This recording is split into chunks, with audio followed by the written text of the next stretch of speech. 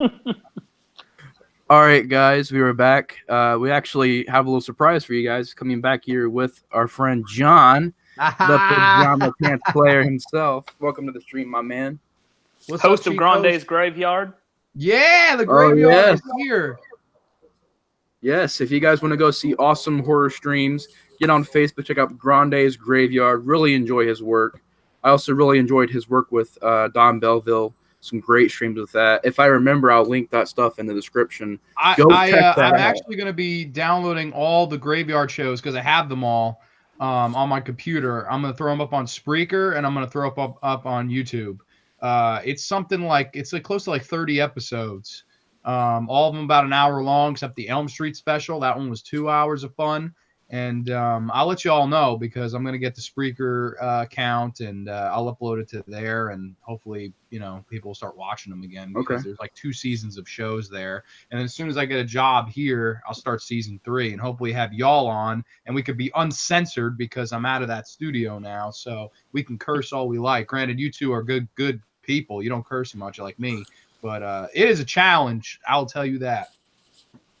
Well, I'm not perfect. But, no one is, but I don't think I've ever heard Steve curse, and I don't know if I've ever heard you curse. Like you both are very, very good. Oh, I've cursed. Steve knows I've cursed. Yeah. There was the old school Nate Murphy. Nate. Maybe I'll bring him back one of these days. You're like Shawn Michaels. You had to find your smile, and then once you did that, you stopped cursing. Absolutely, I had to get had to get that Shawn Michaels treatment there, but all the fans know about the old school Nate Murphy. They all the old school fans remember. John, I'll introduce you to him. I have a couple of videos from that era. I'll probably. Oh my God, yes, I have to hear Nate curse because I don't think I've ever heard it. Oh, there's more than cursing. Just kidding. What else could? Wow, now I gotta see this. Oh God, anybody out there? Okay, I want anybody to write in the chat. Do you guys remember my sorority row rant? If you guys remember my sorority row rant, you guys are. I've never seen any of this. I think I see it. I think I vaguely remember that, and I can't remember, but like there was a period where I was just like, do I really want to subscribe to this guy's channel? and then you started doing really good stuff. So don't worry. And we all had terrible crap at the beginning. It was a little rough start. The rocket got off, and then it kind of crashed down, and then it got off again. That's kind of how it went with that channel. I deleted all the god awful stuff at the beginning of my channel. It's like really funny because like I remember people at school being like, "You should do this," and then I would do it and just like totally just ramble for 7 minutes and not know. Like I was just like, I can't take requests from people, especially people that don't know horror movies. Like that would bad idea. I used to do sub for sub videos. I used to be like, hey guys, sub me, I'll sub you back. That whole cringy era on YouTube when I was doing that stuff too. I was doing all kinds of crazy stuff. But I had a few video responses to one video I did. I did a video, it was like, what is the most influential horror film? And then like people out of the blue like just were like, I want to do this, and like kept getting messages, and I was like, go for it, and then they got rid of video responses shortly after that, and I was like, way to kill my momentum, YouTube. Like I was heartbroken when that happened. I was just like, really? I hated that. It's like they waited for me to get over, and then they just buried me. Like it's just bad. Yeah, but anyways, guys, sorry for getting off on old. We'll probably do a vintage stream where we kind of talk about our old YouTube channels and stuff. I actually kind of wanted to do that one of these days, but today we are getting back to. I've already did an intro, but we're getting back to Horror to the Decades. This is 3.5. Not exactly on 4 yet. It's 3.5 because our previous stream kind of crashed. Apologize for that, but we was talking about the 70s, and I think me and Steve were talking about how in 70 and 71, I couldn't remember anything. Steve brought up Children Shouldn't Play with Dead Things, which is a movie I actually enjoy. And it was talking about, I think the last thing that we were talking about was how back in the Grindhouse days, it was kind of hard to figure out when a movie was actually released because there were so many different release dates. And I can kind of relate to that because I've seen on a lot of websites like, this movie came out. And like I've heard Chainsaw came out in 73, 72, and in 74. And I'm just like, okay, so when did this come out? I thought it was always 74, but there's like 3 release dates for it. I don't know. It's really weird. But to get into influential horror films, we'll kind of bring up little films that we each enjoy, and we'll kind of give our thoughts on it. The first movie that I got to bring up is at least the first horror film that I remember seeing in the early 70s, and that was Last House on the Left. And I know John's a really big fan of this movie. I think the movie is really good. Steve, I'm pretty sure, enjoys the movie. But we'll get into your guys' thoughts too. But You are Last House on the 2/3 Left- correct. You are Two-thirds? 2/3 correct. Was I I'm warm? not a fan, but you go ahead. Wow. Okay. Ooh, this I is was cold. I was really cold, guys. Really cold. All right. Yeah. Last House on the Left. A film that I think Wes Craven. There was many reasons why he made it. Of course, that time he was living a very strict lifestyle. Of course, wanted to do something a little bit different. He wanted to kind of break out of that box he was in, and he went out with Sean S. Cunningham, and they kind of just shot this little movie.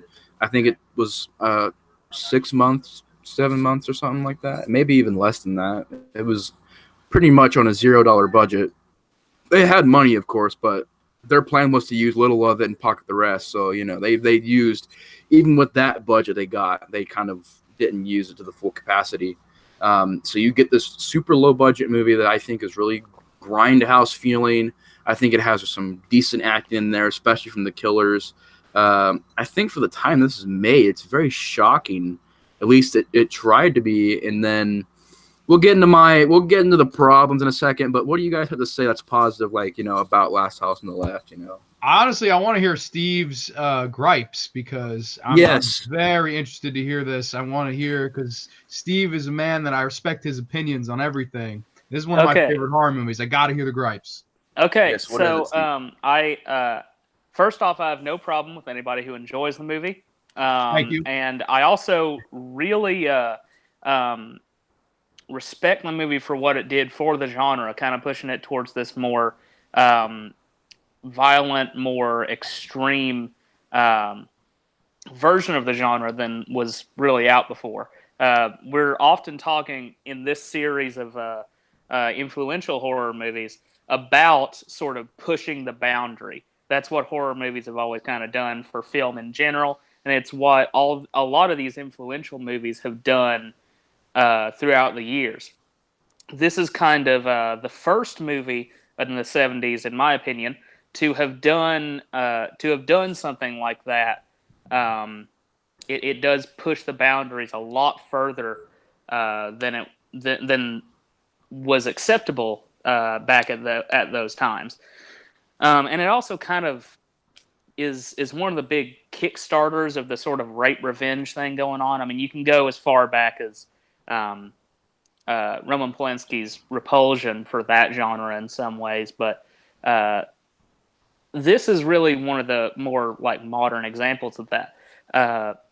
That being said, and one other thing, I like what it's done for independent filmmaking as well, and how crazy that that marketing scheme was and such like that. Getting all that out of the way, it's, in my opinion, it's very poorly shot. It's in my opinion, most of the acting is bad. I'll give props to shoot, I can't remember his name. The guy that wrote all the songs for the movie. Somebody help me out. David Hess. Yeah, I'll give him props. I actually think he's pretty darn good. And I do like a lot of the kill scenes in the movie. But to be perfectly honest, it comes down to the writing for me. I think the movie's fairly poorly written. It's got some pretty outrageous dialogue and outrageous situations and stuff like that.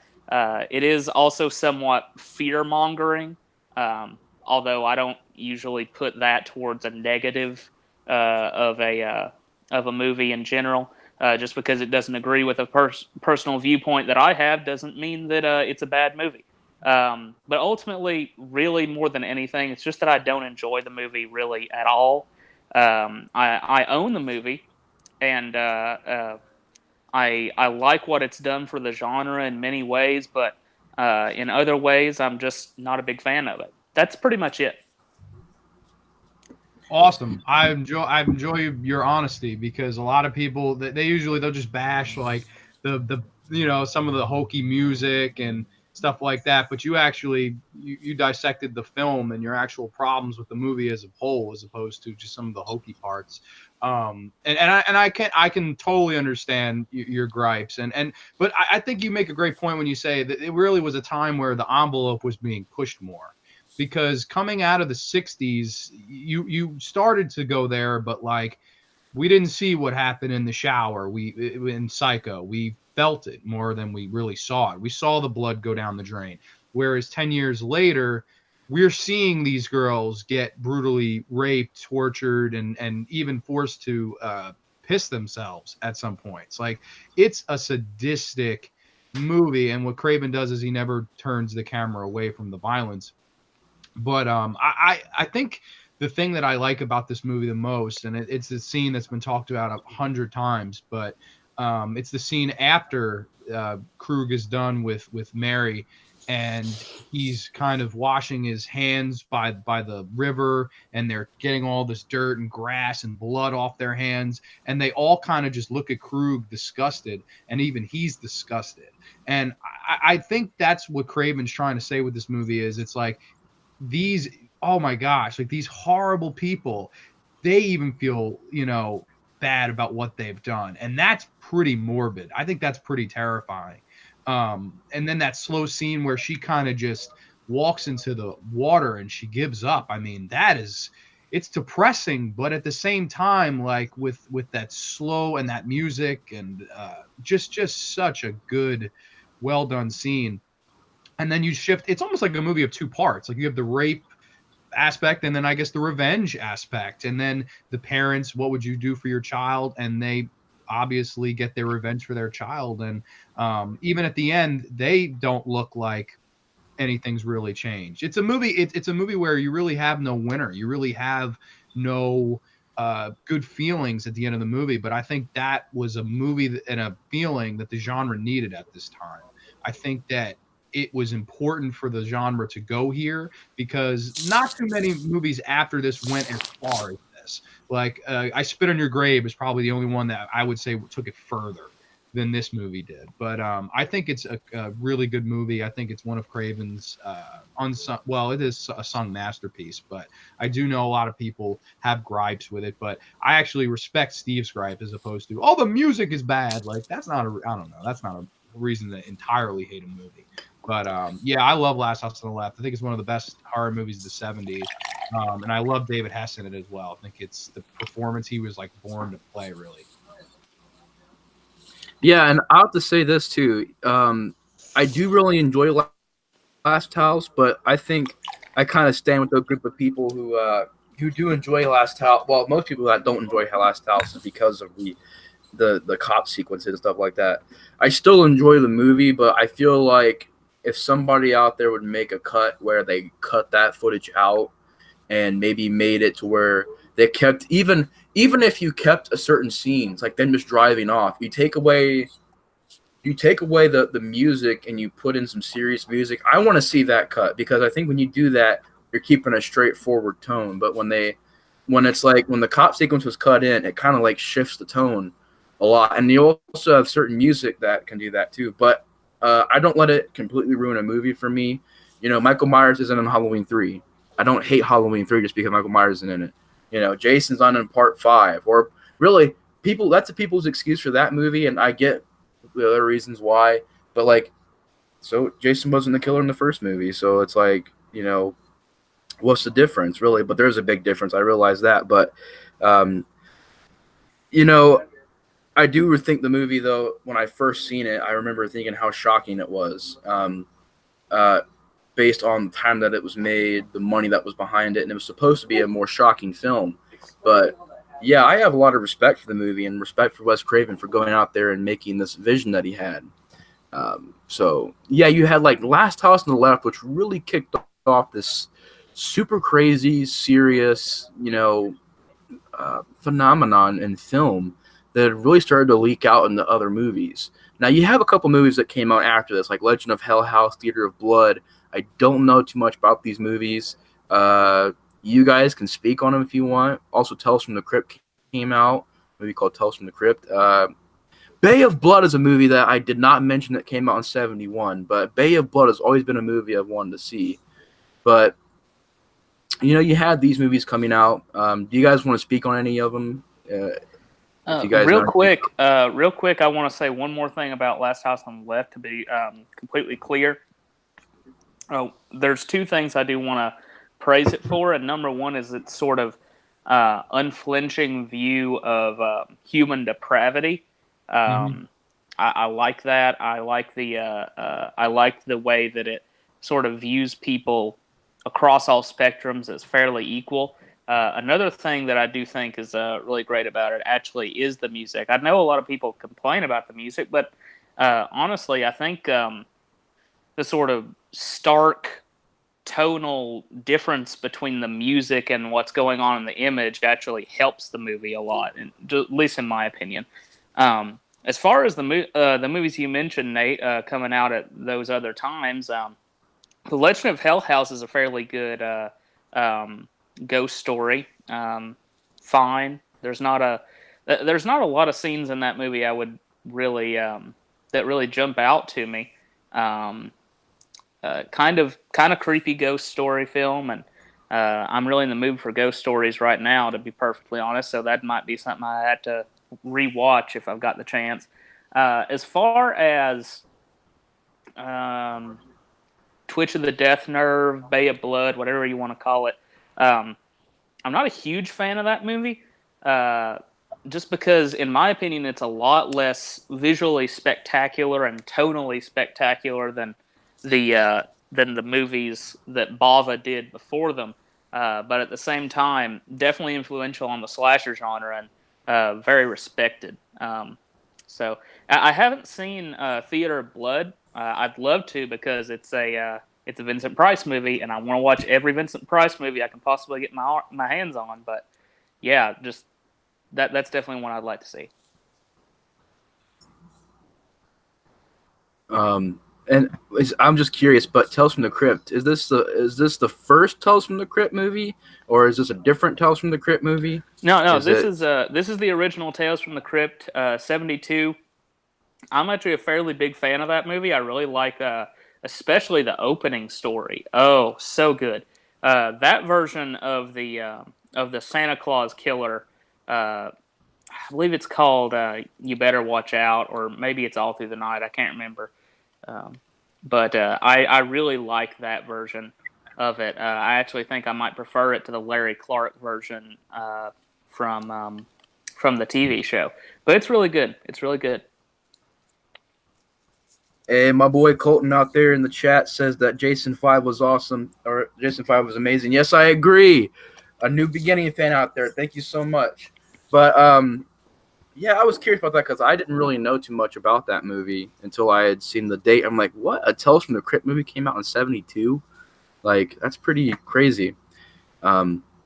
But we move on throughout the rest of the years, and we start coming to films like Texas Chainsaw Massacre. But even before that, you have The Exorcist. And even before, I don't know if it's in between or maybe after Chainsaw, because it came out in 74, but I'm going to say around the same time. So you had Exorcist, Black Christmas, and Texas Chainsaw Massacre.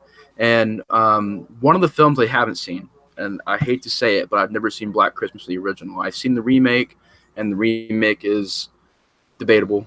I don't think it's complete trash, but it's not one of the greatest remakes of all time. But you guys already know my story on Texas Chainsaw Massacre. I've made up-teen videos. I've made streams about it. I've made streams with Steve about it. All I'm going to say is my favorite horror film of all time. I've given out a million reasons already for it. Basic Just Up. I love the cinematography. I love the acting. I love the realism. I love Leatherface as a killer. The design of Leatherface. Gunnar Hansen was amazing. Toby Hooper did a great job directing. But most of all, I love the dedication from the filmmakers. How this was shot in like 100-degree weather out in Texas in a real house with real sets, real bones, real everything in this movie was almost real, except for the props and stuff like that, you could say. But this movie was shot on a very hard budget, on a very hard schedule. And unfortunately, when it came out, the filmmakers got screwed over by this company called Bryanston, and they were actually a mob company that owned this movie. And it's very interesting how that all goes. But I've already given my millions of thoughts on Chainsaw, but I was curious about what you guys would say about Chainsaw. John, you go ahead. Oh, all right. Chainsaw. Well, Chainsaw is tough to say anything, man. I mean, it's my second favorite horror movie of all time. Probably my third favorite movie of all time. Just to love it. It's one of those movies I actually would rather just talk about an experience I had with the movie as opposed to the movie, because I've literally talked about the movie to death. I got to see it on 35 millimeter a couple years back in this town, about a 20-minute ride from me.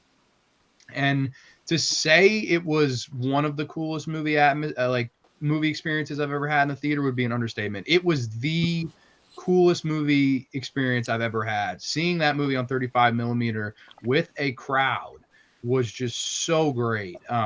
Just the atmosphere, the tension, the I would even say some of the weird stuff in it. Like, I always love the dinner scene. Some of the dialogue, I feel like it goes over people's heads. Like, they're talking about how Grandpa was the best killer, and he says something along the lines of like, "Oh, he would have killed way more than he killed, but they couldn't get the bees out of the way." And I was like, "What? What does that mean? Like, what? Like, in my wildest imaginations, I don't even know what they're talking about there, but it's so goddamn scary." Of course, Edwin Neal is the hitchhiker, which on back on the show when I did with Don, we did our top horror movie performances, and he was actually my number one. I had Edwin Neal at number one. I love that performance. It's almost like he's playing a demented James Franco. He's just so goddamn scary in that role. It's a good picture.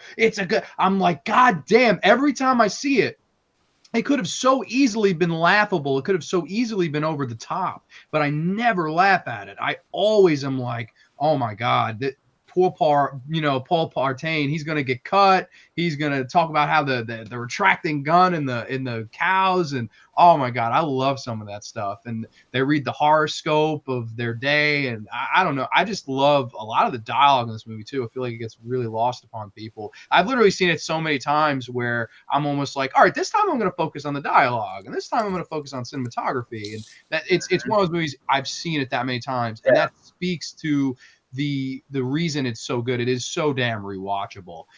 It's obviously it's Kuber's masterpiece, just one of the great horror movies, and I would say one of the great movies of all time. I like all-time movies, not even just horror. I would put it in my top 3. Like, that's how great of a movie it is. It's something. It was lightning in a bottle. If he had tried to make the movie 10 years later, 10 years prior, never would have worked. It was the right time. It was the right location. It was the right group of actors, no-name actors that had nothing to lose and just gave it their all in these performances. I think it's a perfect movie. I think it's one of maybe 5 perfect movies out there. I love it. I think it's one of the best movies of all time. Yeah, I definitely agree with that. And what you said about trying to focus on specific parts of that movie, it's so hard to do. Yeah. Because every one of them is just kind of pulling on all cylinders. I mean, one of the only things that you can really criticize that movie about is like some of the acting from some of the kids in the movie, and it's just kind of like that problem is just kind of rendered inconsequential by the dialogue that they're talking and the way that the movie, just the way that entire movie works, kind of renders the fact that they're not that great kind of inconsequential. And another big thing is you can't focus on one single little part of that movie because every part of it is just so intense. If you're trying to focus on the dialogue or just the writing in general, you're going to get sucked in by that vicious cinematographical style. And then you're going to get sucked in if you're just trying to look at the cinematography with this just sort of attack on your senses of the soundtrack, the sound design, or if you're trying to look purely at performances, you're going to get attacked by this dialogue or this situation that's just different, and everything in that movie just sort of works towards pulling you in different directions. I think it's a sense of disorientation, and it's endlessly rewatchable. It's just the right amount of runtime too to make it endlessly rewatchable, because that movie's like no less than an hour and no more than an hour and a half, which is just the perfect runtime for a movie, in my opinion. It's just perfect, that the way that it's set. Everything about that movie is really, really great, and I've watched this movie with people that didn't think it was that great, and it really just kind of boggles my mind and makes me think, like, how do you not find this movie scary? I mean, I don't know. Maybe you're just not paying attention or something like that, or maybe you're just not a big enough film fan to find it crazy and scary and stuff. You got to get used to that style. There's Yeah. nothing shown. I don't mean to cut you off, but there's a certain style in this movie that doesn't show the gore, doesn't show the blood. I think some people go into it thinking that they're going to see this massive gore fest and they don't see it. But then again, that helped me. That helped me because when I came out, I thought I seen a bloodbath. And then somebody pointed out, well, dude, that movie didn't really have any blood. And I'm like, really? I thought that was like a really gory movie. And he's like, no, there's no gore effects in that movie. And it makes you feel like it. But I also think when you're watching this movie, you have to be able to appreciate the time that it was made. And you got to be very patient with it because the pace of it doesn't move. Because new movies nowadays, and that's why it's kind of hard to bring newer horror film fans back to the old horror films, because back in the day, you had to be patient with your movies. Nowadays, everything is so up front and center. And I think this movie, you don't see Leatherface through the whole movie like you do in later movies. You see him pop up occasionally here, there, and there, and it's scary when it happens. You're supposed to be scared, and I think it adds when you show him less. And that's why when I was watching The Thing, somebody pointed out, this movie sucks, it's boring. I'm like, this movie is not horrible. This movie is a masterpiece. And I think that's just the problem with most newer fans, or most fans that expect that. That's why The Thing and The Shining and those other movies, sadly, are starting to be called boring by newer fans because, you know, nobody wants to sit down and watch a movie that has a build-up. It's all about, what can we get? Jump scares? Can we get gore? Can we get... And that's the sad thing, but unfortunately, that is something that I think played in this movie.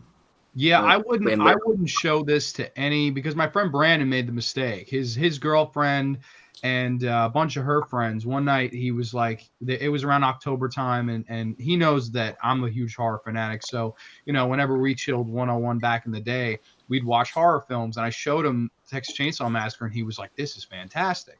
So then when he showed it to his girlfriend, her friend, some of his other buddies, they completely could not get into the movie, and I wondered why too. But I think it's because the movie is so raw. The movie is so just gritty and grimy and dirty, and I don't think people un-Hollywood.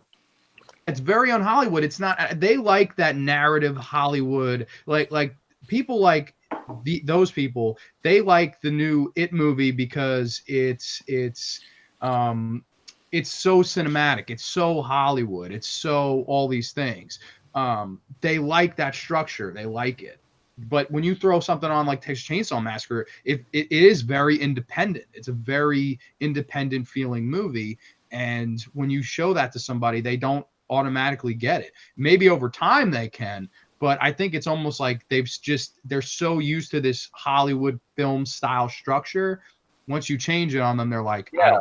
It's like Dawn of the Dead. I showed Dawn of the Dead to some people, and they got the same reaction from Dawn of the Dead. I think it's one of the greatest zombie movies of all time. I showed Dawn of the Dead to somebody, and they said, "Well, it was all right, but it's not nearly as good as the new Dawn of the Dead." They don't get the humor. They don't get the morale. They don't get anything that the movie was trying to say. They're just in it for the gore. That's why you know, gore galore zombie films have become all the rave today. That's why Dead Snow 2 has been seen by more people nowadays than that will go back and watch a movie like Dawn of the Dead.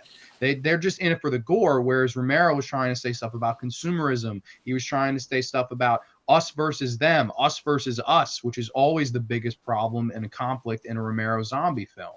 But they're not there for that. They're just there for the gore. And like, if for a slasher movie, I'm all with you. I'm down to see some boobs, blood, and mayhem.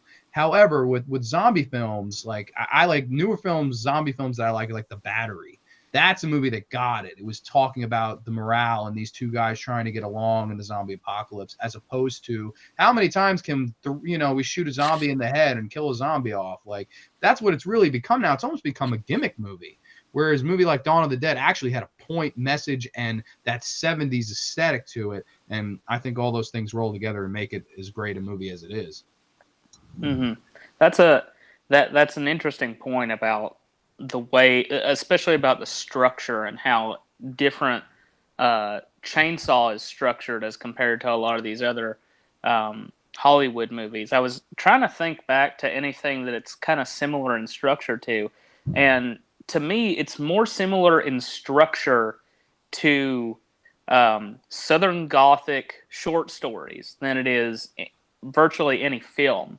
I mean, it would turn out to be kind of more similar in structure to slasher movies later on, but even they don't really have the exact same kind of structure that this has. This has like the structure of a it's an unknown structure. It's kind of structured like a Flannery O'Connor story, or any kind of film that would be even close to it in some ways.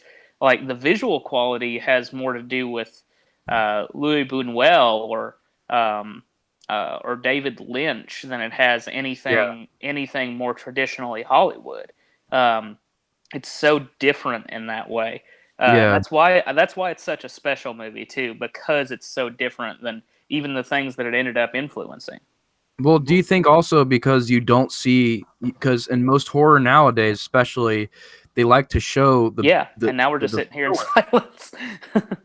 I think it's a lot, because a lot of the horror in it, it's the things that scare me the most in that movie, like I said, are some of that, just the dinner dialogue scene. Like, I'm just like uncomfortable. I'm like, what? Like, what is he talking about, man? Like, and they're taunting her and stuff like that. That's not enough for people now. Like, that's not scary to them. Oh, they're taunting her, big deal. When are they gonna cut her open? That's the mentality now. John? Yes. Can you guys hear me? Yeah, I hear you. Oh, I thought I was mute. Sorry about that. No, you weren't mute. I hear you, pal. Did Steve hear me say Steve? I do now. I have a problem with my headphones, so occasionally I'll probably cut in and out a little bit as far as me being able to hear you all. But like, what I was trying to say something, you said, well, I'll sit here in silence. I was like, oh, he can't hear me. But I was saying, like, don't you think, like, nowadays, and when people see these modern horror films, they explain and they show the villains so much that in this movie you don't know really who these people are. They don't explain their background. They don't explain the origins yet. There's no Leatherface. There's no the beginning yet. It's like you don't know these things, and I wonder if audiences are kind of like, well, I want to know more about this Leatherface guy. Like, why is there no story behind? See, and I never had that like, inkling. It really doesn't. I never cared. Yeah, it's me either. That's what I kind of. And when I heard those reactions from people. Yeah. I mean, I think we've kind of lost in our modern sensibilities. We've kind of lost the sense of mystery and wonder that we used to have. For whatever reason, a lot of people that I've shown this movie to, I've only shown this to maybe 3 or 4 people, maybe even less than that. But some people that I show this to, and I've shown Halloween to, and I've showed some of these older horror movies that sort of thrive on not having an explanation or not having a motive or anything like that. They balk at it because they're like, well, where's the backstory? I want to see the backstory. I want to see how they got to be this way. I want to know why they're this way.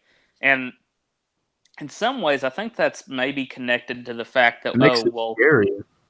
people who are evil have to have some kind of motive, right?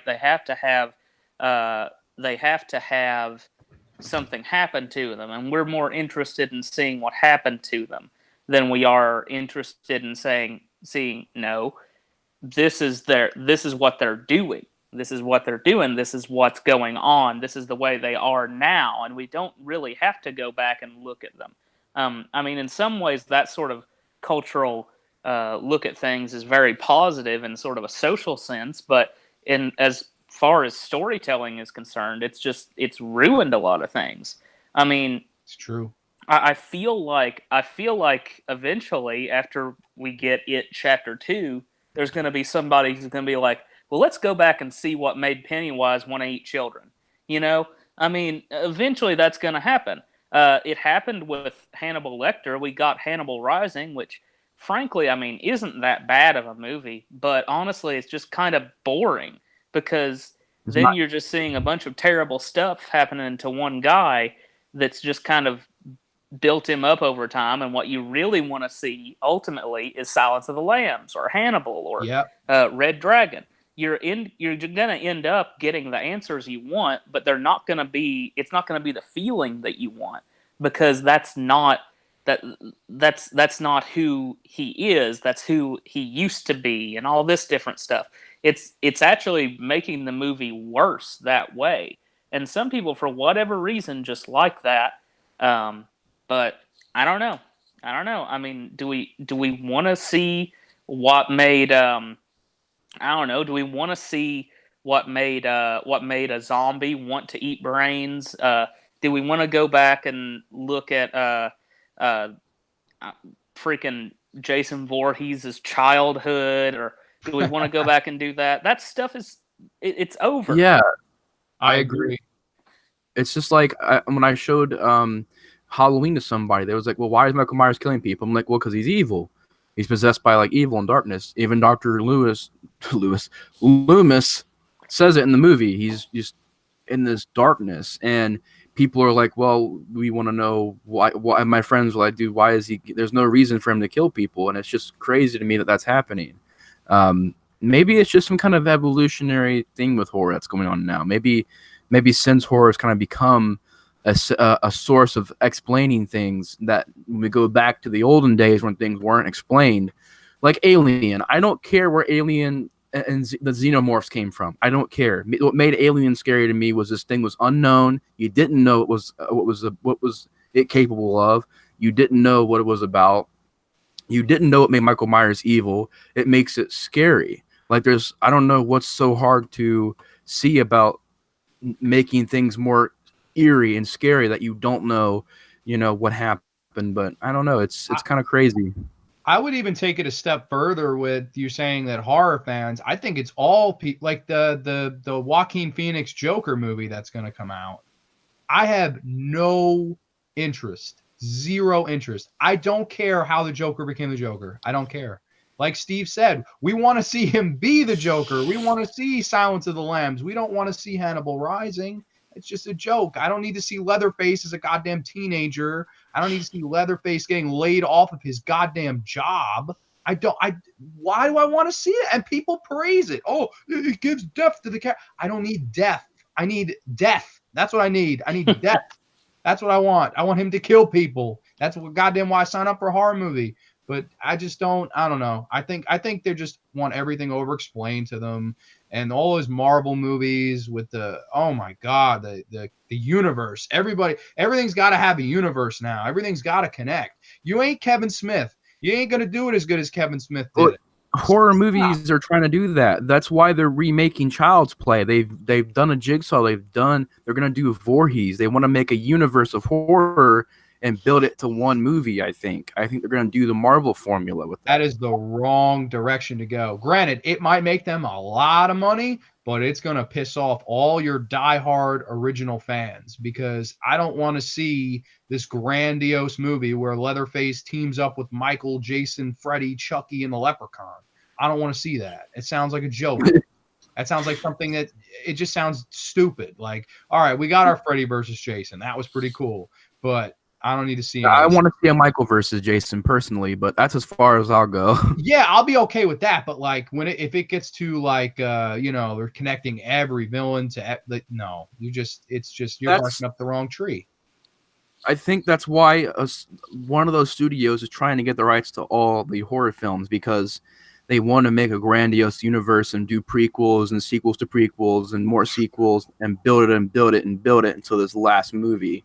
And I pray that doesn't happen, Nate. I will literally take the time to pray every night for that not to happen, because that's just the dumbest thing I've ever heard. Like, it's not the same audience either. Like, these people that like all these Marvel movies, they don't know what the hell, they don't know who the hell I'm trying to think of more. Dario Argento. They don't know who the hell Dario Argento is. They don't know who Ruggero Deodato. They don't know Baba. They don't know any of these guys. They're just like, they know what they know, and that's it. And like, I'm cool. They can chill in their comic book world and like all these movies. All the power to them. I mean, I've seen a few of them. I think they're decent enough movies, but no, if you dip into that with the horror genre, I don't think it'll ever work, because I think we're a very different fan base than those people. Those people want everything explained to them. They want the humor to be a certain way. Like, I swear it's that particular. But with us, man, there's so much different. There's so much variety. Like, there's body horror. There's slashers. There's monster movies. There are so many different subgenres of the genre. There aren't too many different subgenre of superhero movies that I know of, unless I'm bugging. But, that's just my 2 cents. Yeah, and the thing is, we're actually getting this already, but it's just with something that we really didn't expect. I mean, we're getting the Conjuring universe going on right now. I mean, we had the Conjuring and the Conjuring 2, and you're like, okay, that makes sense. It's sort of an insular little world based on some type of semi-historical fact and stuff like that. And then they're going to take all that and they want to make that into a universe. We just had The Curse of La Llorona come out recently, which apparently somehow ties into the Conjuring universe. I don't know. And we had the Annabelle movies, and we had The Nun, and now we're going to have The Nun 2, and somehow that's going to maybe bring in Lorraine and Ed. Yeah. They're making like a Lorraine and Ed prequel, like about them, about their ghost stories. Well, all right. I don't know. Why do they got to bank off of this stuff? Here's the thing: if they want to make a biopic about Ed and Lorraine, I'm all for that. I'm not all for some fictionalized version of them that's just entirely off the wall. And I mean, I think that's kind of what The Conjuring did and The Conjuring 2 did, but I don't know. I think those movies are in some ways lightning in a bottle, and you can't really repeat them the way that they were made. They're different, and they were written more as ghost stories than they were as any kind of backstory biopic kind of thing. And this is coming from a fan of biopics. I actually like that big trend that's going on right now in Hollywood, where everything's kind of being turned into a biopic. I don't mind that, but I don't know. A lot of this stuff is just crazy, trying to get this backstory and all this stupid crap going on. Yeah, and I mean, I'll go ahead and step out right here. I'm a fan of The Conjuring. I said The Conjuring. I'm a fan of the Marvel movies. I'm a big fan. I've seen virtually every one except for Thor: The Dark World. I've seen pretty much all of them. I don't like all of them. I loved Endgame when I went to see them, but again, like John's saying, it's not what you like. It's the fact that format does not work for horror movies. It might work in some ways in sort of a long-term sequel kind of thing going on, but it doesn't really have anything to do with a big universe or connecting all these things together, because inherently that has to do with commercialism, and horror is not commercial. I mean, in some ways it is, because it's always going to make money, but it's not supposed to be going and running for money. It's supposed to be getting us to the heart of specific issues. But yeah, I've said too much.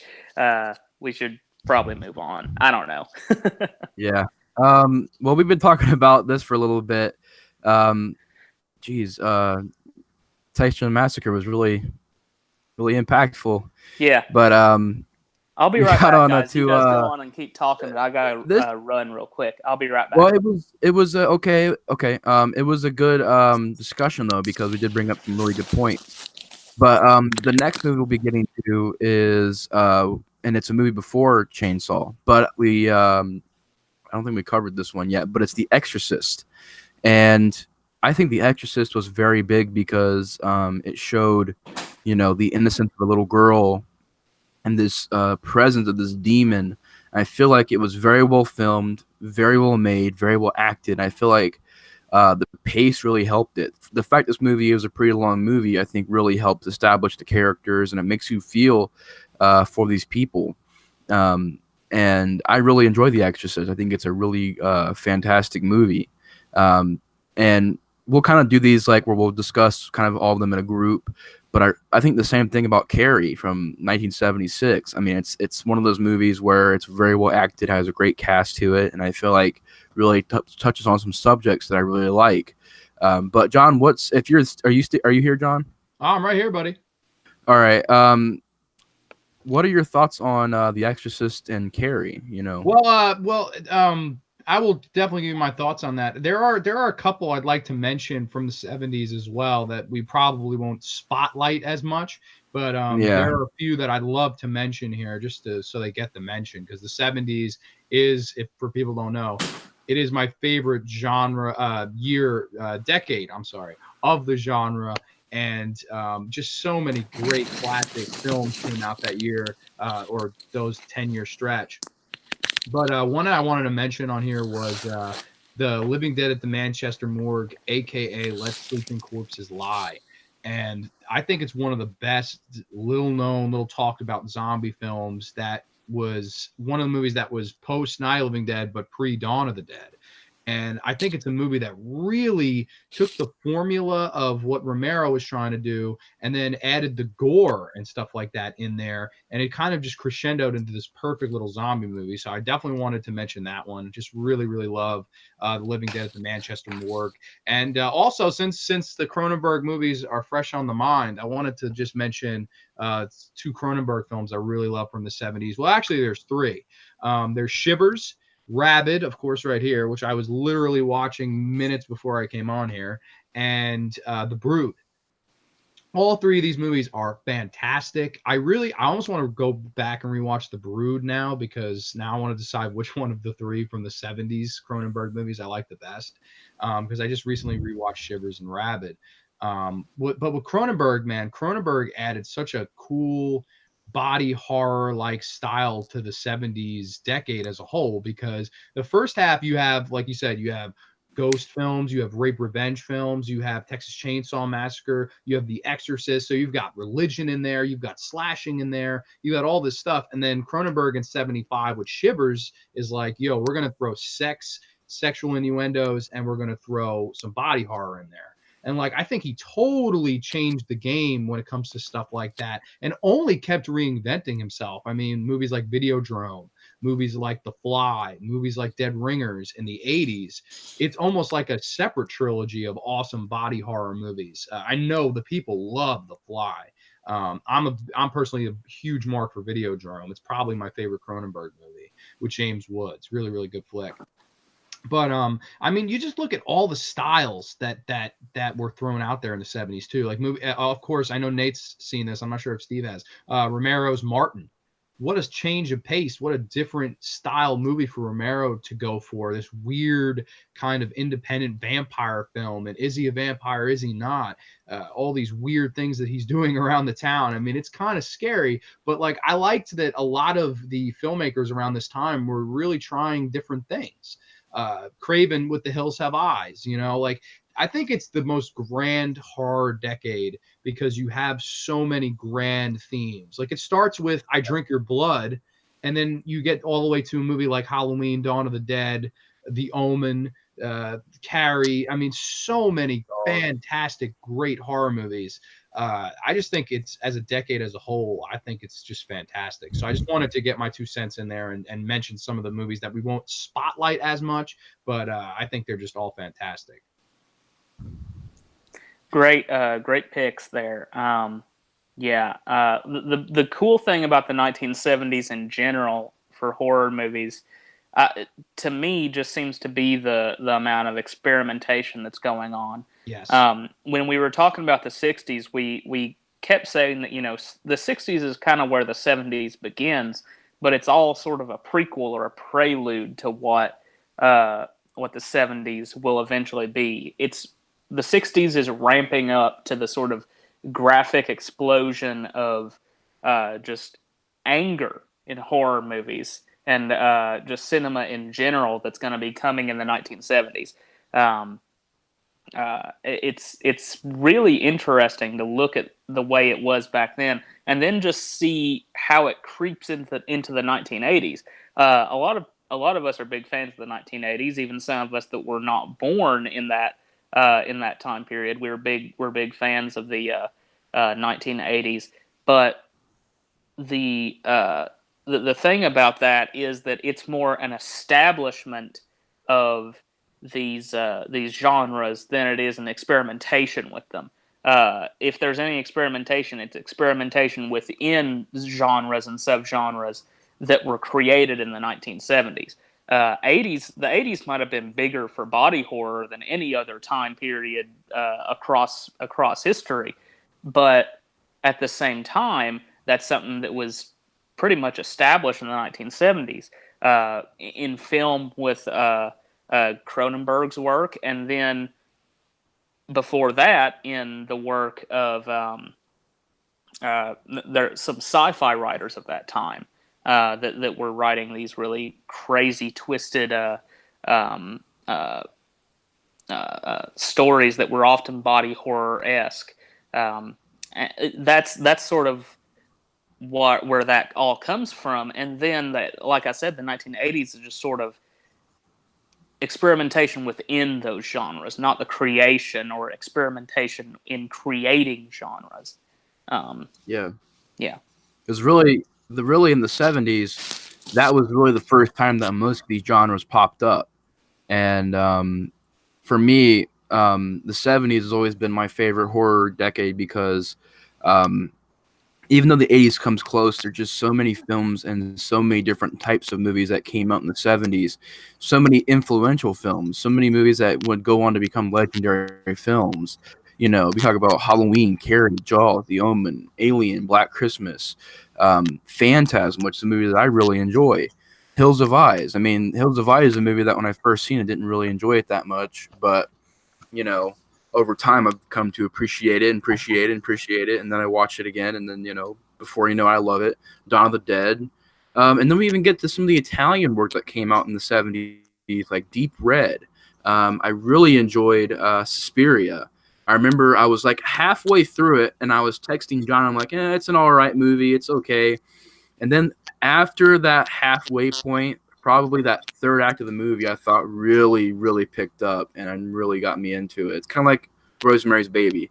You get into it, the first half is a little slow, I'm not really into it, but then you get to that very end of the movie where things start kicking off and things start happening. I really enjoy that. And, there's, of course, movies, that aren't necessarily straight up horror, but kind of are horror comedies or maybe even parodies a little bit, like the Rocky Horror Picture Show. You had really crazy movies like I Spit on Your Grave, which is a very graphic movie that I think is very crazy. You had some of the Dracula movies that were still coming out, Taste of the Blood of Dracula, Scars of Dracula, one of Steve's favorites, which isn't a vampire movie, it's just a movie that kind of popped up, Tourist Trap, which is really one of those earlier examples of the slasher movie.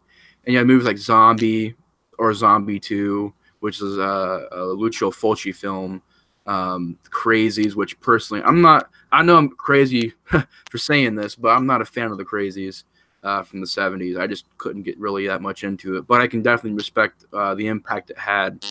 There was a lot of creature features that were fun, like Piranha, and a couple other ones as well. But yeah, I mean, I think the reason that the 70s has kind of stuck around for me, at least, because of all the different movies you have to choose from, and movies that I still haven't even seen yet. Um, and that's always a fun thing to go to when we talk about the 70s. But if you guys want to talk about any other movies from the 70s, you guys can definitely throw them out there. We can discuss them if you want. Yeah, do you want to each do like one or two more? Or like we'll each pick one that we want to discuss and stuff like that? Sure. Yeah. Sounds good. All right, you want to lead us off, Nate? Yeah, I want to talk about Grindhouse real quick because I think Grindhouse was very important. It was important to show that you don't have to have a million, not even some of these guys even have $1 million to make a movie, and they still went out and made these movies. And I think what Grindhouse showed, and sadly, it's a sad thing that Grindhouse isn't around anymore because I think nowadays it's starting to come back up where you're having these filmmakers go out and making these movies for very little money, and you're able to turn them over and market them for certain things, whether it was sex or gore or blood or subject matter. You could make a lot of money back on these movies and make them for cheap. Some guys were coming out of Hollywood and starting to get bigger movies made because of what they did in their previous works. And you can build up money. It's strategically also very smart because you could make, let's say I wanted to make a movie called Death Woods, and it's 1973, and I want to make an hour and 20 minutes of a movie of these people out in the woods, and there's monsters and stuff like that. You can focus your budget on the monsters and get, whether you want to get cheap actors or you want to get cheap sets or cheap effects, or you can do good money effects with good creatures, and you could have bad acting, but you could also have a great score. Like, you could experiment with your money in Grindhouse. So I feel like a lot of filmmakers could really show that we can throw this gore and blood in there, and you can also experiment with different storylines. Like, for me, some of my favorite Grindhouse movies are the ones, the Italian ones, because I feel like they really expand on the stories. Like, for me, City of the Living Dead was okay. It wasn't really as good as I was thinking it was going to be. It was an all right movie, but the thing I really enjoyed about it was the special effects. I really enjoyed the special effects, and I really enjoyed the visual style of it. Um, I don't know if you really consider it to be a total Grindhouse movie, but it's definitely a movie that I feel doesn't have the biggest budget in the world, and also just try to elaborate on other things. Um, but I haven't seen A Drink Your Blood. I did see Children Shouldn't Play with Dead Things, and I really enjoyed that movie. I really enjoyed the atmosphere and the mood of the movie. And I just think it's worth bringing up Grindhouse because without Grindhouse and without this decade or this subgenre of this decade, there really wouldn't have been a possible way for these filmmakers to go on. Most of them went on to make bigger movies. Think about Toby Hooper, started out in Grindhouse and became a massive filmmaker. There's all kinds of filmmakers that came out of Grindhouse. You could even say, to a certain degree, George Romero. You could say that maybe Martin is a kind of a Grindhouse kind of movie because the way it's stylized and the budget it had. So I really have big respect for Grindhouse. I know that John really loves Grindhouse too. So, I'm pretty sure it's pretty cool hearing this being brought up. But yeah, I think Grindhouse is really great. Yeah, like you were saying, and like Steve was saying, it was an experimentation time to make exploitation movies and sell them on those facts alone. And like sometimes you'd have to accentuate your positives and really hide your negatives. I think that's why I like the decade as a whole the most. Like, whereas it was established in the 80s, that's when they decided, let's add cheese. But in the 70s, it was like we have to try all these sorts of different things. Some of it will work, some of it won't. But when we really do get it right, it's going to go over like crazy. And I know you were saying that sometimes you had to take chances with acting. And since this movie is so fresh in the brain, I'll bring this up. Cronenberg, he got to be his lead star of this movie. He got a porn star. Marilyn Chambers was a porn star in the 70s. that is so genius to me. And filmmakers today still do it. I mean, Lucky McKee, he got Misty Monday, and her actual name is Erin Brown. He got her to do a Masters of Horror episode and be like one of the lead, and she kind of starts killing people one by one. That's a really smart direction to go in for a multitude of reasons. First of all, nobody thinks that they can act, right? So you're already behind the 8 ball. However, if you can somehow direct them to a very good performance, you're going to raise a lot of eyebrows and you're going to open a lot of eyes. And the same thing with nudity. These are actresses that are willing to have sex on camera for money. They have no problem with nudity in your horror film. So she's going around in this movie killing off people one by one after contracting a rabies-like virus, and she's seducing all these men and stuff like that. And it comes off as very genuine and organic. It's very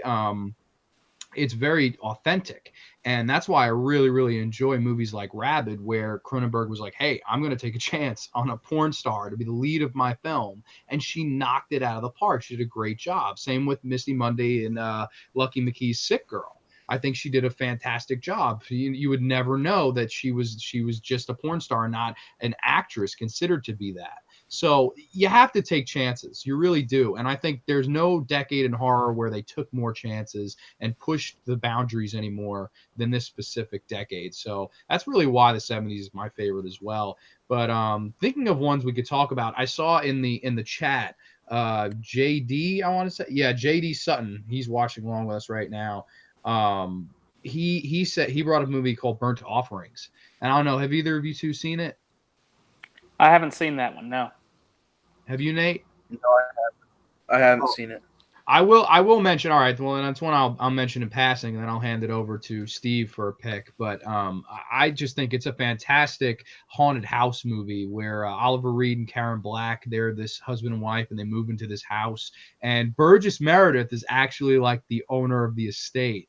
And he says to them, listen, we're going to pay you X amount of dollars if you and your family come to stay here for the summer and look over it. And basically Betty Davis is also in it. She plays Oliver Reed's mother, and then their child. And basically when they get to this estate, it's this big mansion, but it's kind of ugly. Like all the plants and flowers are dead in the garden, and all this havoc and mischief and all this crazy stuff starts happening, and the house almost is feeding off of their energy. It's really like one of, if not my favorite, haunted house movies, because it's not one of those movies that relies on ghosts. It relies on, the spirit 30 years ago, some woman died in here. It's not one of those type of movies. It's like that. It's an evil fucking house. I love that. I think that's really cool because there's few that do it like that. And I just thought that was just a fantastic idea for a movie. Of course, as it feeds off them, you see the slow descent and degrading of these characters before your eyes. It's really well done horror. It was done by Dan Curtis, who also did Dark Shadows and Trilogy of Terror. Just a fantastic mind for the horror. For the horror genre that guy had at that time. Burnt Offerings is one of the best of the decade. I agree, Mr. Sutton. I commented. I don't know if he commented back, but yeah, really, really great movie. But I want to hand it over to Steve for one of his picks. Okay, so I've got two. They're somewhat in the same genre, but somewhat not. So we'll kind of go around with that. First one we did mention in passing, and I don't have it out here, but and I actually don't have either of these out here. I can see them on my shelf over there, but I'm not going to get up. Dang it. So Black Christmas is the first one. We did bring that up sort of in passing. I'm a huge fan of Black Christmas. In my opinion, it's one of the two movies that started the slasher movie, that really sort of crystallized that down into the formula that it is now sort of known to be. And that's, it's Black Christmas, and then it's Texas Chainsaw Massacre, that both come out the same year. They are both the same but different in many ways. What's strange is Texas Chainsaw Massacre, we already talked a little bit about how it's brutal, but it's not, it doesn't show anything. and yet I think it shows more than Black Christmas, because Black Christmas is very much sort of shadowy and sort of exists in this more urban slasher kind of feel, the sort of coming to your house slasher, as opposed to the you have to go out in the woods, backwoods slasher. They're both sort of two sides of that same coin that sort of come together, and then they're both sort of crystallized eventually into Halloween, which would be another one I would mention. We sort of mentioned it in passing, but we've already talked probably way too much about Halloween on several different other streams and on our own videos, on our own channels, and listened to thousands of people talk about how great the movie is and stuff like that. So we're just, I'm just going to leave it there. Halloween is awesome. And, and Black Christmas has finally started to sort of get the recognition that it deserves, even I think in critical circles at this point. So there's that. The other one that I want to mention, oh shoot, then another one just, there's a bunch of there's now just like two that are popping up in my mind. I'm just going to go ahead and do two of them rapid fire. They're from the same director, and they're both movies that are sort of not harped on enough, I think. But they are both, I think, definitely influential. The first one is The Town That Dreaded Sundown, and the second one is The Legend of Boggy Creek. Both very influential in their sort of subgenres. I mean, The Legend of Boggy Creek's kind of the movie that really starts off the Bigfoot craze that started in the 70s and continued into part of the 80s. It's an awesome movie. It's really poorly made. It's silly and it's slow, and it's not got any good DVD releases. But still, the great thing about that movie is atmosphere. Such thick, powerful atmosphere. And it's just something that I definitely associate with 70s cinema. This sort of like documentary style that goes on. And the same thing kind of carries on in sort of better filmmaking terms to The Town That Dreaded Sundown. I think it's kind of interesting to see movies actually about real serial killers during the 70s, which is the high point of real serial killers, which is pretty interesting to kind of think about. It's also a really great true crime case that's still technically unsolved, although they've got a lot of suspects that they think could definitely be this guy. But it's a really, really fun film. Not the best movie, but definitely influential. I mean, look at Friday the 13th Part 2. It just basically steals the look of the killer. And then the kills are kind of influential because they kind of get into some gonzo territory. I mean, the girl that gets stabbed in the back with a knife attached to a trombone, I mean, you don't see that in movies very often. Also, the movie kind of has this narrative structure that's got sort of narration over it. It's got kind of, in some ways, some of the same problems that Last House on the Left has, in that it's got sort of comedic breaks that sort of don't really fit with the rest of the movie, but at the same time kind of endear the movie to you, just depending on your own opinion. But I'm a big fan of that movie. I'm a big fan of Charles B. Pierce that directed both of those movies.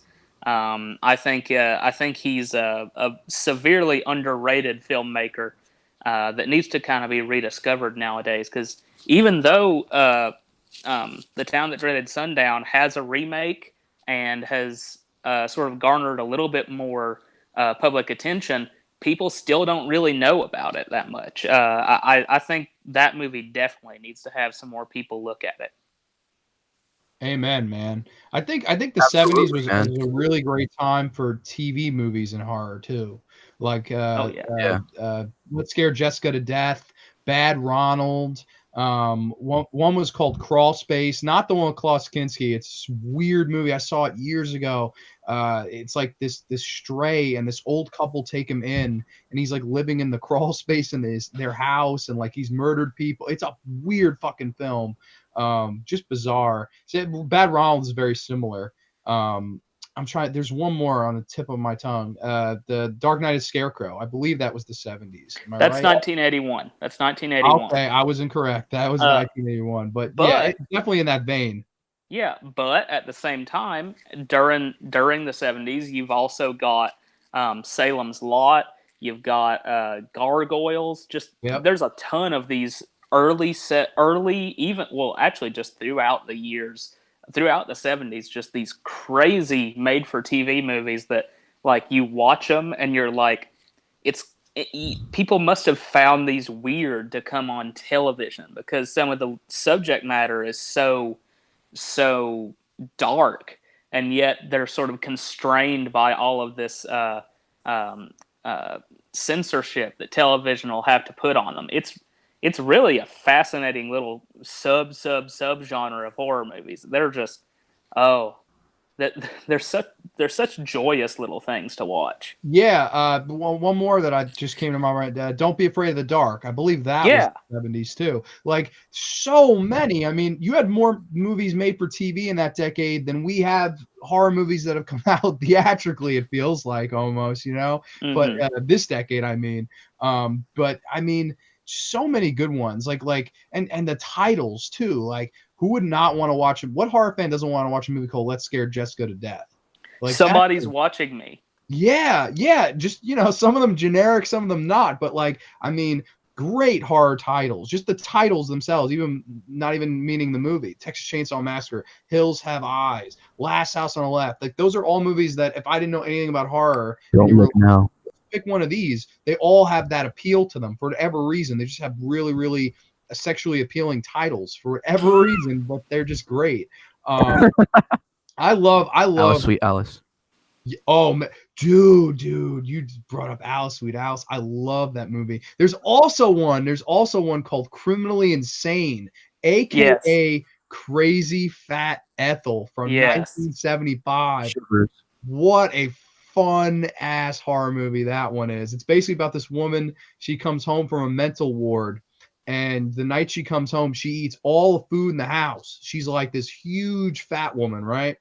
And then in the morning, the mother says, listen, we have to portion you. She goes shopping and she locks all the cabinets. And so Crazy Fat Ethel's like, yo, you better give me the key or I'm going crazy. And she goes, I ain't giving you the key. So she basically kills her mother and then pretty much kills all the delivery boys that she sends to the house so she can keep eating more and more food. It's really, really funny. Like, it's one of the best, like, crazy ass horror movies of that time period. Guys, 70 minutes long. We forgot about one of the classics. We forgot about Count Yoga Vampire. Count Yorga the Vampire. Yeah. I thought you said Count Yoga. I was like, what? It's like I thought it said yoga. I was like, huh? Yeah, I was like, Nate. No. What about Invasion of the Body Snatchers? We haven't talked about that at all. Ooh, yeah, the 70s remake. Was that? Yeah, the 70s version. Yeah. I was just saying the 70s remake. You didn't bring up Tourist Trap. I'm surprised. Okay, I do love Tourist Trap. And I don't think I really realized how much I really do like that movie until I saw. I had a subscription to Shudder for like a couple months, basically just mooching off of my my brother-in-law. But I was able to access Shudder for like a few months, and I was watching Joe Bob's Drive-In Theater, and I never really realized how much I liked Tourist Trap until I saw him talking about that movie and how crazy and interesting it is. It's one of the first slashers that actually has a supernatural bent to it, so it's influential in that sort of area. I mean, even though Halloween kind of has this, maybe he's supernatural, maybe he's not. Tourist Trap is just straight out there. Yeah, he's a magician basically. He can make things come to life, make all these things come to life, these dummies, and attack people and stuff like that. I like that movie a lot. In some ways, I kind of wonder whether it's actually a good movie or whether it's just kind of a really weird oddity, but I like it. So One movie I want to bring up that I really enjoy, that I think is something that's kind of gotten forgotten over the years, or not really forgotten, but nobody really talks about it anymore. Huge fan of the series, and that's Phantasm. I really enjoy the first Phantasm movie. I think it's creepy and eerie, has some good effects. I think it's one of those movies where you're not really too sure what's going on, but I think it like benefits the movie. Like I'm a huge fan of Phantasm. I think Yeah, that's Phantasm's one. great. That's one that rings a bell when Steve was saying before with movie filmmakers that were willing to experiment. Like it's so unlike any other horror movie from that decade, Phantasm, but that's why it works. Coscarelli wasn't afraid to try different things. Like if you explain that movie on a just by saying a few things like oh well, there's a spear, there's a tall man, there's weird shit going on, there are Jawas. Like it's odd. Like you're just like, huh? But it all somehow works because the atmosphere is just so fantastic. The really good acting, like from Reggie Bannister and oh my gosh, I can't think of Bill Thornberry. I mean, really, really good acting for guys that you had never heard of at that time. And then Reggie Bannister became a genre star just based on this movie alone. And I love Phantasm, man. That's one I always grab on Halloween time. Like on October, that's one I always watch. And I love Phantasm 2. I think Phantasm 2 is a really fun sequel where they really tone everything up. But I don't think anything is quite as good as the first Phantasm. It's just a fantastic movie. That's a really good pick, Nate. That is an awesome pick. I actually really like Phantasm 4, and a lot of people will hate me for saying that because everybody hates Phantasm 4, but I like Phantasm 4. I can't help it. I even like the fifth one for whatever reason. I think they're fun. Oh my god. Yeah. Yeah. No problem, Steve. No problem. I'm just joking around with you, man. No, I know you are. I know you are. But Phantasm's like Phantasm's one of the weirdest freaking movies like that I've seen in the past few years because I hadn't seen Phantasm for a long time. I'd had it recommended to me for pretty much ever since I was starting to get into horror, but until I can't remember the name of the company that put out the Blu-ray of it. But it's in association with J.J. Abrams because apparently Abrams is a really big fan of Phantasm. But when they put that Blu-ray out, I was like, I'm going to get that. And I went to Walmart and picked it up. And it's a really, really weird movie. And like sometimes I wonder whether I actually like it or whether I just think it's an oddity that I kind of can't look away from. But it's definitely like in that sort of experimental thing that we've been talking about. It's so different. And it's definitely got a great Halloween atmosphere. The score to that movie is so awesome. The main theme especially. Oh, man, I could listen to that same like little piano riff for hours on end. You're totally amazing score. Like, I think it's right up there when the 70s, and like you said too, like so many great movies with great scores in the 70s. Halloween, possibly the most iconic score of all time. Suspiria, probably one of my favorite scores of all time. Dawn of the Dead, Goblin score in Dawn of the Dead, amazing stuff. But going back to Phantasm too, I love the scene towards the beginning where he puts his hand, he goes to meet the psychic lady, and he puts his hand and she says, you have to learn not to fear. You have to learn to trust. And like, I think that's possibly what Don Coscarelli is trying to say when you get towards the end of the movie, that he has to not fear, he has to learn to face it, stand up to it. And I'm not positive. I could be blowing smoke here. I really don't know. That's how I always interpreted it because it is so goddamn crazy and bizarre. But man, it's just so out there. But I'm glad that somebody tried something like this. It's not one of those movies where you can go, oh, well, Phantasm ripped it. No, like Phantasm is its own entity, and love it or hate it, I really respect it for what it tried to do and what I think it was able to accomplish. I think it's a fantastic movie. And of course, Mr. Angus Scrimm as the tall man always creeped me out as a kid. Boy, and the grabbing him through the glass, that is terrifying, man. Just some really good stuff. I don't know if you can actually understand Phantasm without doing one of two things, either smoking a lot of weed or taking several shots of low proof wild turkey bourbon. You have to do one of the two, or else you're not going to actually understand the movie eventually. And I'm not recommending either of those, except maybe the low proof bourbon because that stuff can be really tasty. But to be perfectly honest with you, like I don't know. I think that's the best interpretation I've ever heard of Phantasm. Like that's the thing that makes the most sense out of anybody that's ever tried to put a message to Phantasm. Because I don't think there's not a lot of good criticism of that movie out there. In fact, guys, I bought like a year or two ago. I bought Leonard Maltin's movie guide, and he's got a review of Phantasm in there that is just abysmal. It's like 1.5 stars or something like that. I mean, I'm not a huge Phantasm fan, but like it's worth a lot more than that. So I agree. That's why I love the movies so much. I love them because they're so different than anything else I've ever seen. That's why, and like with every movie in that series, it's like they try different things with every movie. And I'll even say Phantasm 4 to me is just okay, but they even tried to experiment with that. Even the new movie, which I'm not a fan of personally, but I think they tried something new, and that's the good thing about that series is that they try to do something different every time they put a movie out. But I also want to bring up a movie here that I think is really really underrated, and I don't really hear anybody talk about it, but it's one of my favorite movies from the decade, and that is called Eraserhead. And if you guys haven't seen Eraserhead, it is a really, really, really weird. Like, dude, it makes Phantasm make so much more sense. Like, when I first seen Eraserhead, I got done watching it, and I was like, what in the hell was that? But it's one of those movies where you have to really put all of your senses into the movie. You have to put every single thing that you have into this movie. You have to make sure that you pay attention to it and you watch it and you listen for everything that's in this movie, unless you don't want to understand it.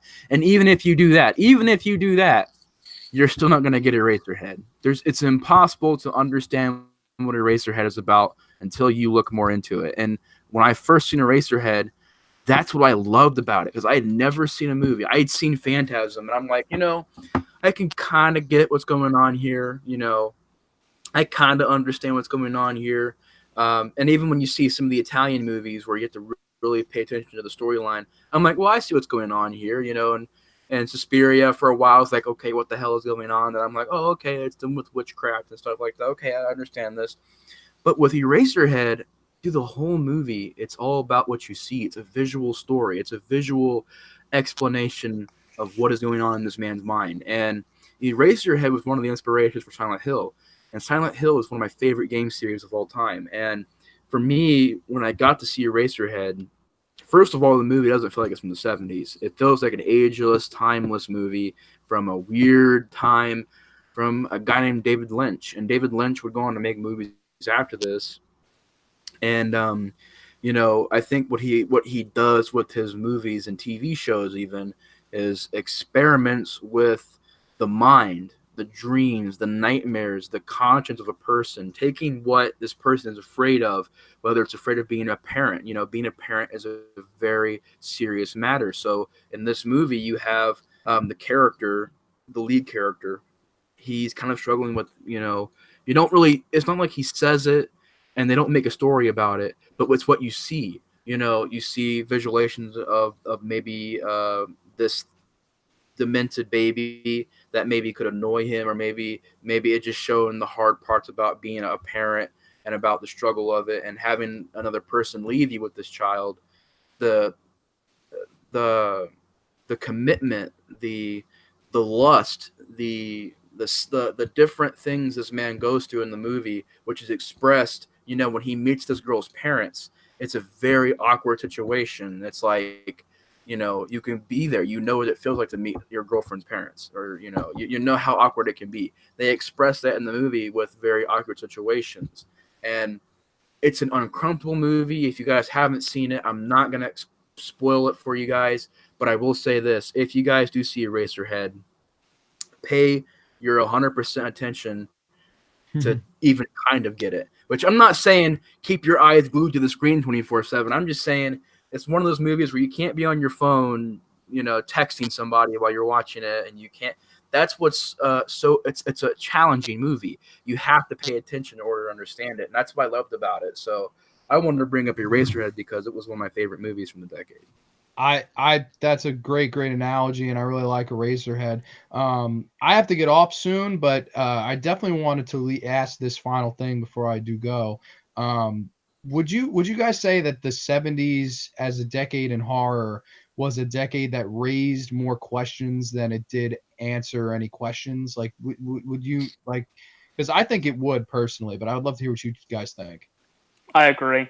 I think I think the 1970s. Well, it kind of goes along with what we were saying, right? I mean, it established a lot of stuff, but it didn't take it to its sort of logical end, and that's not necessarily a bad thing. I mean, it was more experimental than it was establishing. Well, not establishing, but it was more experimental than it was sort of working within a genre, and because of that, you're not allowed to go all the way through to, well, this is just sort of the logical end of this thing.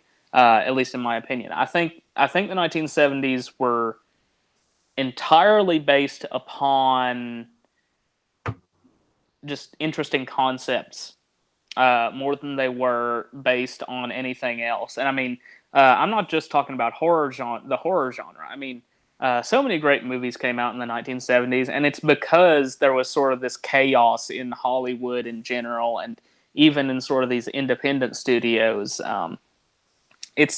Yeah, I definitely think that it raised more questions than it answered, and I think the reason for that is that at the time nobody really felt like they had answers. The 70s to me just, I mean, obviously I wasn't alive back then, but the 70s to me just seemed like a crazy, uncertain time to be alive, and a confusing time, and nobody really knew who they were or what they were supposed to be doing or anything like this. I think that's kind of um, why these movies don't provide as many answers. I mean, sure, there was schmaltzy, stupid stuff that also came out in the 1970s, uh, but I think the experimental nature, trying to get at the core of the human experience, is what a lot of these movies are about, and they don't have answers because we as people don't have answers to many or any of our questions, to be totally honest. That's a great analogy. And I also think like it's kind of the same thing about how I feel about today's wrestling, and it's that back in the 70s they treated their audience like they were smart. They didn't give them they didn't give them the answers, they didn't give them the backstories, they didn't tell them why. They said, you know what, here is what this movie's about.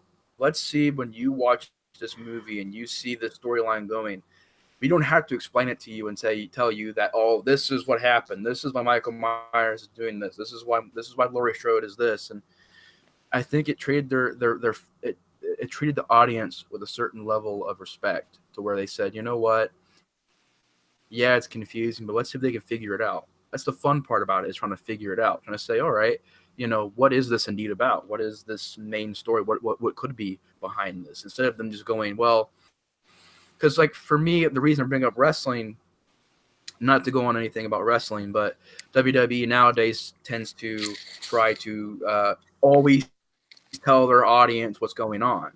And as well as back in the day in old school wrestling, they didn't tell you why Stone Cold was there, what his backstory was, where he came from, why his purposes, and like it's like nowadays even movies do that. You got to explain who Captain America is. You got to explain who Michael Myers was with the Rob Zombie movies. You got to explain Jason's backstory with the new Friday the 13th. And I think the 70s was a time where nobody was sure about even making a backstory, because what would you make? What would it be about? How would you go about making this backstory? It was all about just pushing this stuff out and not really knowing what to expect. And I like that about the 70s. I think it's a very smart generation. I think it's a generation that treated its fans with respect. And I like that. But I think the 70s also explored so many dark things in horror because these are things that were being brought to light in real life. I mean, after the Vietnam War, the United States had viewed violence up close and personally for the first time in a long time, or probably ever. Just that raw, vintage newsreels and the chaos of the race riots and the Vietnam War riots and the peace and love being kind of fading out at that point, and things that are kind of being brought in, I think all got reflected in movies. I think every generation reflects their movies. You can talk about the 80s, such an elaborate generation. Well, the movies are very elaborate. They involve these great, grandiose plot lines. It's because of that era. 2000s, torture porn era, as people call it.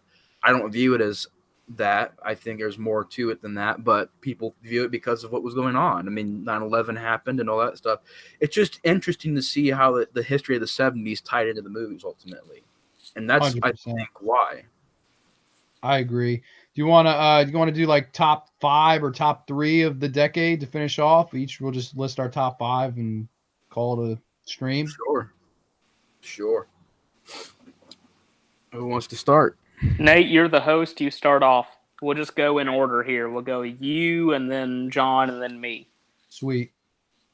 No, thanks, Steve. Appreciate that. Yeah. For my top, it'll go 5 decades. I will say number 1 I meant being my top 5 favorite. movies of the decade. I'm sorry. Oh, I thought you said 5 decades. I'm like, well, I got like 3 I actually really care about, and the rest of them. That'd be really hard. Jesus Christ. Yeah, but 5 movies of this decade, I would say for me, number 5 would be Alien, because I really love Alien. I think it's a great movie. Number 4 would be Dawn of the Dead. Number 3 would be Phantasm. Number 2 would be Halloween, and number 1 would be Texas Chainsaw Massacre for me. And that's it for me.